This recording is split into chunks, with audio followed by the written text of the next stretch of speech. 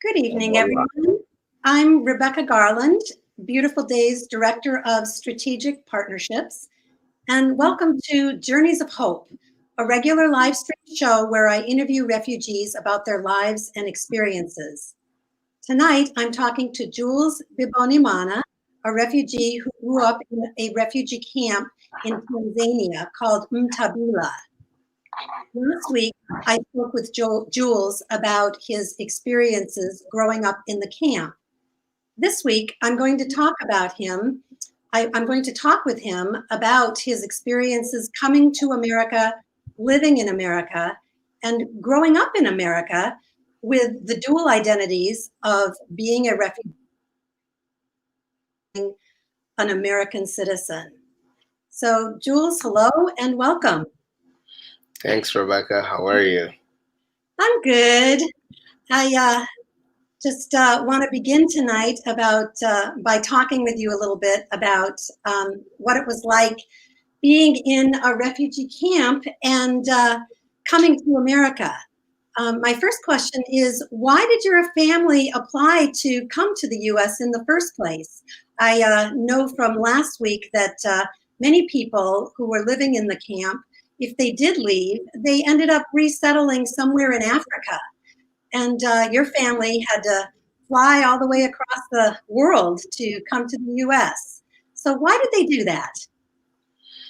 I mean, a lot of people did end up going to like somewhere else, resettling somewhere else in Africa or somewhere else in Europe or America. But I think it was an involvement with the UN of being able to draft people kind of in a way where you get chosen as a family to have a chance to resettle somewhere else. And my family was chosen, and of course we took the chance and came to the US. That took a lot of courage to come all the way across the world to a really strange new place. I'd like to just show our viewers a photo of you when you first arrived here. So this is young Jules. Can you tell us a little bit about this photograph, Jules? Yeah, that was me in 6th grade. That's like probably in my homeroom, my class, like my advisory room where I spent most of my time in 6th grade. And yeah, it was probably the first day of school, maybe. As you can see, I have my name tag on. And yeah, that was me in 6th grade at Paul Cuffey. So what did you think of America when you first arrived here? I mean, coming from Africa, I thought it was pretty hot. I mean, it was pretty humid. And at the same time, kind of weird. I mean, like, I was sort of like, I felt like out of place. I mean, most people are indoors, as you can probably tell. Everybody's indoors, like most of the time. Where I grew up, it was more of like I was always outside every day. Yeah, it's funny to hear you talk about the heat and the humidity, because that's the way I think of Africa being. But I guess here in America, at least if you arrived in the summertime, it must have been just as hot here. Yeah, I think it's different kind of heat, I feel, maybe. But then again, being on a 3rd floor, maybe that made it a little bit of a difference, how high it was. I'd like to show a picture of you a little later. You can see that Jules is a very happy kid. Do you have anything you want to share with us about this picture? I mean, I've always wanted to have an afro. I think around this time I was kind of watching the Jackson 5. And I just always wanted to have an afro. I thought it was always a cool thing. And I've always been a happy kid. So, yeah, as you can see, I'm just smiling with, yeah, just me. Probably like in 7th grade. So this is when I was probably learning about the Harlem Renaissance and about um, the movement about the Harlem during that movement and like the influence that it's had on today's world when it comes to music and also art. Hmm. Yeah, so I grew myself a little afro. So you were starting to feel a little bit more like an American, or at least feeling more comfortable with American culture. Yeah, I mean, like I remember I had a home computer, and like sometimes like I would spend hours and hours and just like what it is like to be American, especially like being a Black American. What is it like, you know? And so yeah, so to immerse myself within the culture, I grew myself along. I grew, I grew up an Afro. You can probably tell it's a little messy, but I was in seventh grade. Who knew? Did you speak English when you came here? No, I didn't. I didn't speak English. I mean, I had to learn um, as the years went by, and I'm probably still learning till today. But yeah, I didn't know English. Mm. What was the hardest part about adjusting to being here in America? Um, the hardest thing, I mean, I think in the beginning was really hard for me because I didn't know obviously how to speak to other kids, and that was pretty hard. And also sometimes um, got a little picked on just because I probably couldn't defend myself because I didn't know how to speak to the kids. But that was definitely the hardest thing, just kind of learning like a new culture and also how to really fit in with the new kind of people, new people that you don't know, nor do you really have um, or like know like how they are. So you just have to learn and like kind of get acquainted to the new culture. It's a new culture, it's a new experience. It's a brand new place, really, and you just have to learn as you go without really like anything given predetermined. So it's just like learning on the fly. Yeah, it's not like there's a manual to help you adjust. Yeah, no, there's no manual. You just take it day by day, and hopefully you adapt and make some new friends. You know, because now your whole life is here. And kids can be pretty cruel, huh? Yeah, kids can be cruel. I mean, kids can be lovely too, but yeah, they can be cruel. I mean, it wasn't most of the time that they were cruel, but you know, there was instances where but I think that just comes. It's natural. It's a natural thing to happen. Can you share with us an instance? I mean, I remember one time some kid like tried to like ask me for my lunch, and I was like, "No, dude, you cannot have my lunch." And he wanted to kind of beat me up, but there were some other people that we were sitting with. In elementary school, you have like a set of people that you sit with at a table, and some of the other students not kind of, they did actually protect me and were like, you can't just like take the kid's lunch. It's his lunch, right? And yeah, that was like one of the instances that happened. Hmm. You were lucky to have some people who protected you and stood up for you. Yeah, I mean, I'm still friends with one of those people that actually protected me, and still till today we speak. That's really great. Yeah. Who helped you to adjust? I know that that whole expression of "it takes a village." Were there any people who were really particularly influential in helping you? I mean, I kind of got a second set of parents really that kind of helped me. I mean, they're family friends, but more than anything, have done everything for me. I mean, they brought me pizza today. It was Mary and Alan. um, I mean, it helped me get into Pod Coffee, get into St. Andrews, and also get into college as well, kind of helping me with the college process. In fact, I used to come to some of my, my parents, they came to most of my games in middle school, high school, college, cheering me on, taking pictures at every event, and making sure that I kind of got the support. I mean, they always supported me with everything that I've ever done, really. Yeah. Can we see the third picture, please? Jules, can you tell us a little bit about this picture? Well, Alan, he's kind of like, he's got a bunch of toys that he likes to play around with, and has weekend projects that he just likes to work on.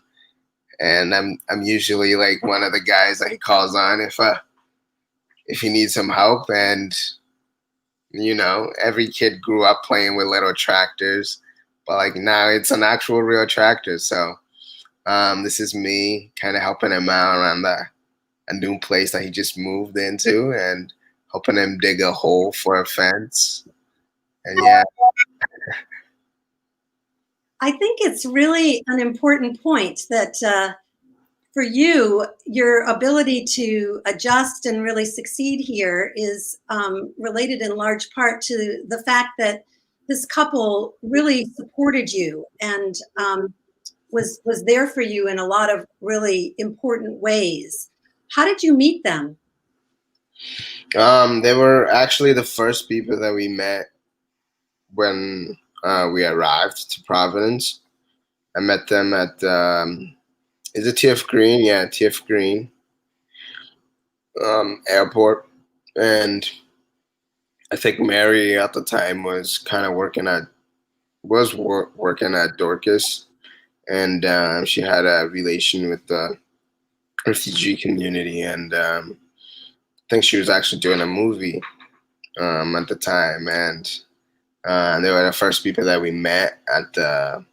So literally the first people I've ever met in America, and they just happened to be there, and ever since since day one, literally,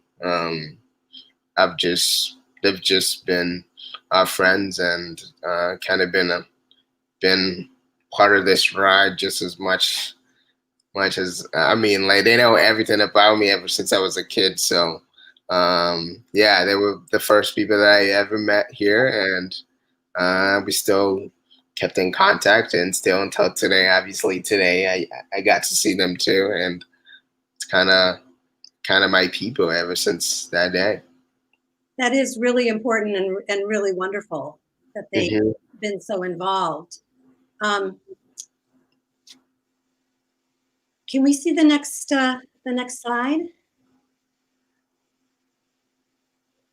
Here we are. Who took this picture, Jules? It was Alan. I mean, like I said before, like they'll come to my soccer games, and this is me my sophomore year at St. Andrews, high school, and one of the activities I grew up doing, like one of the hobbies I have, is playing soccer, and yeah, and I think he used to play soccer himself too, so he took this photo, and yeah.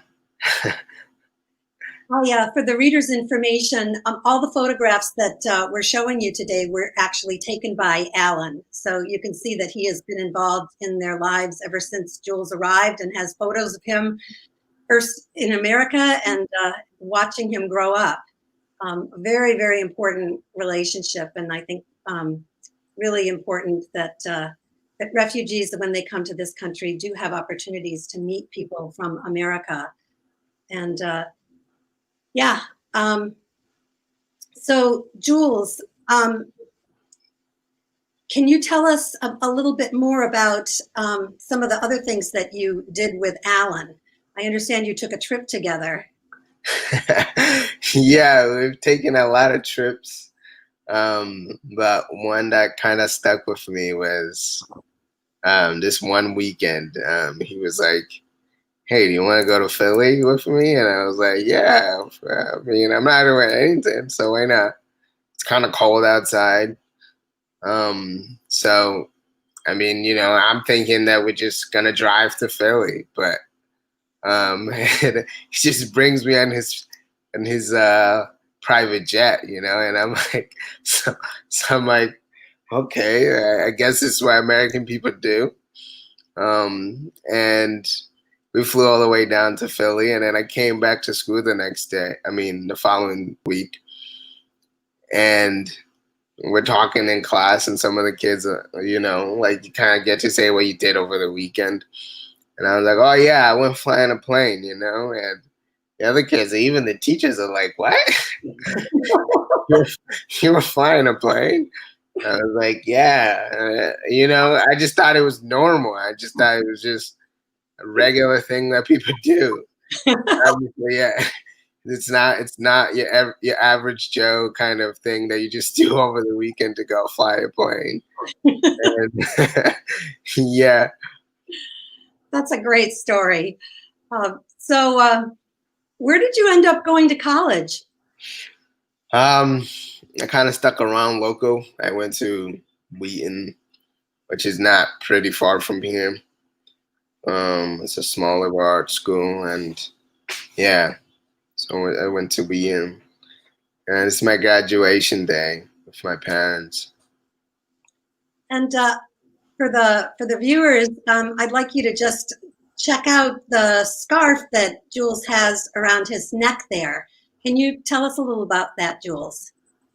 That scarf came from my aunt. My aunt made it. She's from the Ivory Coast, and in her family, they have a tradition where everybody who graduates from college, they get to wear a scarf like that. And she gave that to me as kind of like a way to keep the tradition going. And what about the blue, looks like satin scarf that's kind of over that one? That one was given to me by the athletic department at Wheaton, and it says student athlete. You can't see it obviously in the picture, but it was kind of like a symbol to just kind of show people like my time at Wheaton and what I was kind of involved in. And yeah, so being a student, of course, is first, but I was also an athlete there as well. So I kind of wanted to represent that, and that's what the scarf is about. So it was pretty special graduating from college. You're there with your parents. They look very serious and proud. Yeah, I mean, I think I'm the first to ever graduate from college on my dad's side. And my mom does have a couple people that have graduated, but not many. So it was a pretty big deal. I'm their first child, and I was able to actually complete school. So it's a huge milestone. It's awesome. Yeah, congratulations. Thanks. Yeah, I'm sure they're very proud of you as well. For everybody's information, Jules works at Beautiful Day right now, and we consider him our tech guru. He went from living in a refugee camp where there were very few computers to actually becoming a tech computer expert and majoring in computer science. So it's quite an achievement. Can we see that slide again just for 1 second? I just want to make sure that our viewers have a chance to view that scarf one last time. I really like this picture for a lot of reasons, because Jules is beaming, and it's just such a joyful moment that Alan captured. But one thing that I think is really cool about it is the scarf around his neck has pieces of America there, sort of intertwined with pieces of Jules' African history and family connections. And I think it's a cool metaphor for what it must be kind of like, Jules, to be living in America as a fully integrated American. I mean, you don't really have any accent. I'm sure, don't. It's not like people know necessarily that you're a refugee, and yet your African roots and your African just history is a huge part of your life. Can you say some more about that? Yeah, I mean, um, the first part of my life was spent in Africa, and then kind of like really a little bit more than half now has been here. But it's not to say that I'm not African. I am African, you know. For that's where my ancestors came from. That's where I come from. So I am African. But yet, my teenage years were here, and also my early adulthood has been here too. So I've kind of had an experience of both. So that, as you said, that it is a metaphor and it's cliche, but it's a little bit of like, yeah, you've been here, but yeah, like there's still like a history behind like where I come from because I'm first African, and I am a refugee, and so yeah, that those scarves kind of symbolize like a little bit of both of who I am, where I come from, and then where I have gone. And it's a pretty nice metaphor that you put there. Can we see the last picture? This is kind of an interesting picture. There's Jules. There you are. And what are you holding there?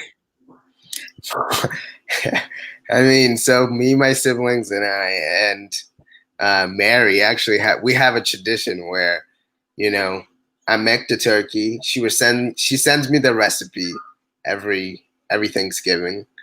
Maybe not the last one, but most of the time she'll give me all the recipe, and give me the turkey, and the first thing in the morning I would do was would cook the turkey, and she'll bring us pies, and here it's probably like our first or second Thanksgiving here, which kind of shows like me kind of immersing myself in the American culture, kind of like getting a little taste of the American culture.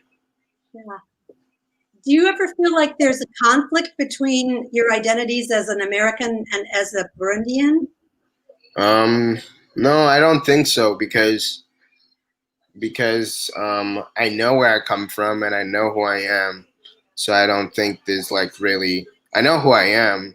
So it's not really a conflict, I can't change where I was born, nor where I come from, nor where I've been. So it's really not a conflict. I mean, there's a difference between the two. However, it's still, it's they're both part of who I am. So it's not a conflict. Mm-hmm. Mm-hmm. I think that's really cool, Jules, that you can have two cultures that you're a part of simultaneously, and it enriches you, and you in turn enrich us. Yeah. So I just have one final question. Most Americans have never really knowingly talked to a refugee, and I know that with you, even if people talk to you, they wouldn't necessarily know that you were a refugee. But there is some increasing suspicion and hostility in our culture right now against refugees. And I just thought if there was one thing that you would like people to know about refugees, what would that be? I mean, I feel like it's a mouthful question, but I can answer it the best way that I can. But the way that I see it is that um, most refugees do come from like places where recently has been a war. They come from trauma, but however they're pretty resilient themselves, and they're still able to see like the bigger picture. And I feel like if you are speaking to a refugee, just know that like they're not stupid or anything, but if they're given the opportunity and chance, they also can make something out of themselves as well. So thank you, Jules.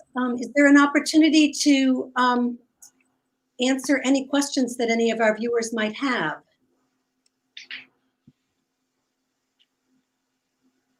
It looks like there are no questions, so we're going to end here. We want to thank you for tuning in, and I especially want to thank Jules for giving of his time and sharing his experiences with us. And if you have any questions that pop up or would like to have any further information, please feel free to contact us through Facebook. And thank you for tuning in. Bye bye, everyone.